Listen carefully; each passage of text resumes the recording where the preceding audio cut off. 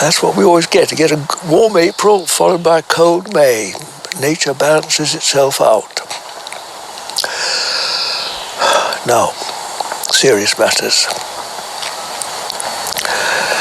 I thought, now, first of all, feet on the floor, feet on the ground, listen and look. Come back to the present. So even I forget to do this sometimes, so it's always a very good reminder. First thing, put ourselves in the right position, and then there's a chance we might be able to be of use to others.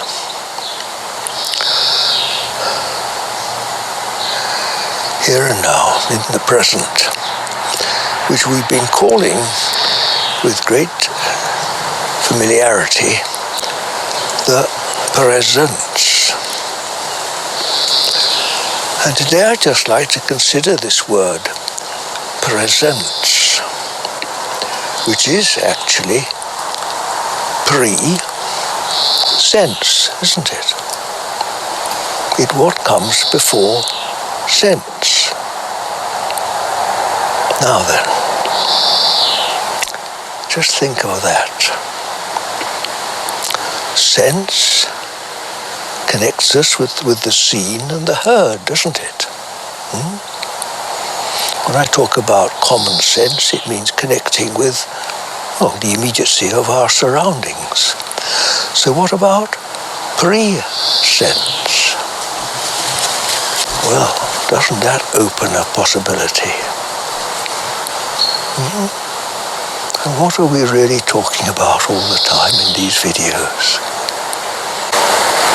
The invisible reality that lies behind the seen and heard. The spirit in all things. The pre-sense. What comes first?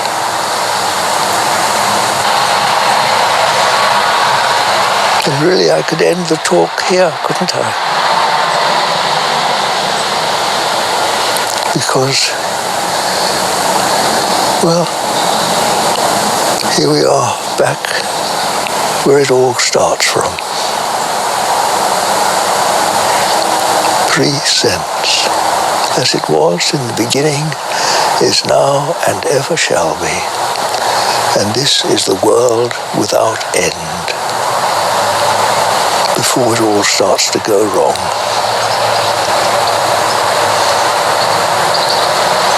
And this is why when we connect with the pre-sense, we immediately feel safe, secure, comfortable. We're on sure ground, aren't we? Like a rock, an invisible rock in this shifting sea of what we call the world.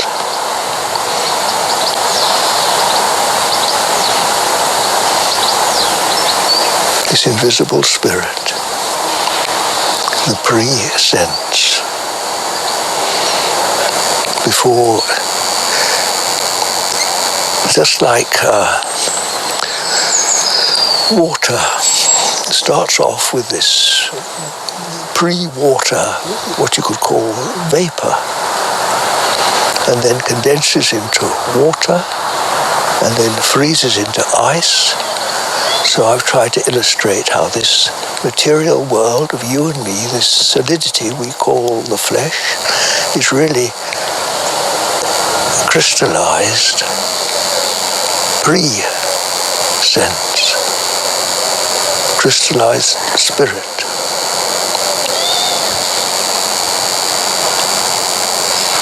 And in this world, because we've turned away from this pre-sense, which is the original perfection, the original creation, although it hasn't yet, it's in spirit, it hasn't got itself imprisoned in name and form. It's the original perfection, the archetype of what we know as the fallen creation, that which is limited. It's the limitless creation, the original limitless freedom from which we have lost as we've become progressively more imprisoned in this crystallization, you see, of this original pre-sense.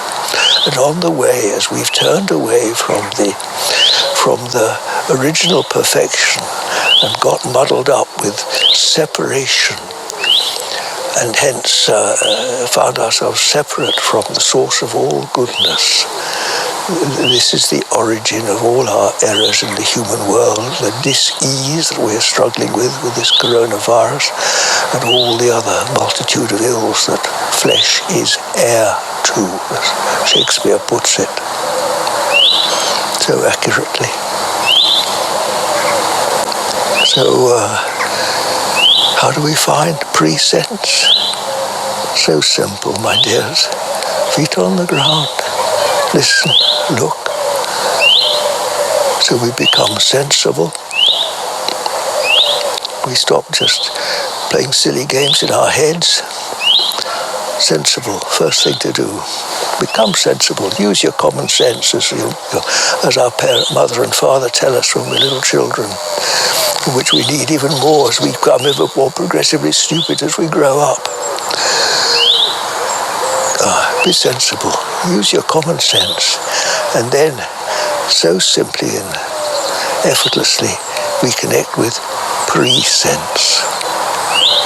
And then it's as well that we find the third point that I spoke about a day or two ago, this law of three. And this pre-sense holds this all in balance, holds this duality of this and that in balance. And so we have this wonderful feeling of completion. At home, complete.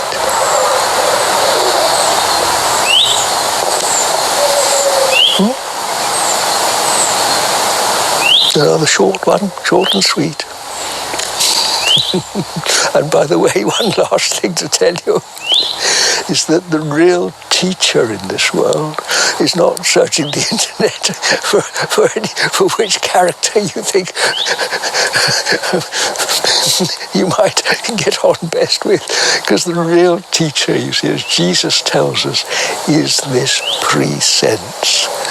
And when we find this pre-sense, you really don't want a human intermediary, except when we forget it, who just reminds you to reconnect with this pre-sense.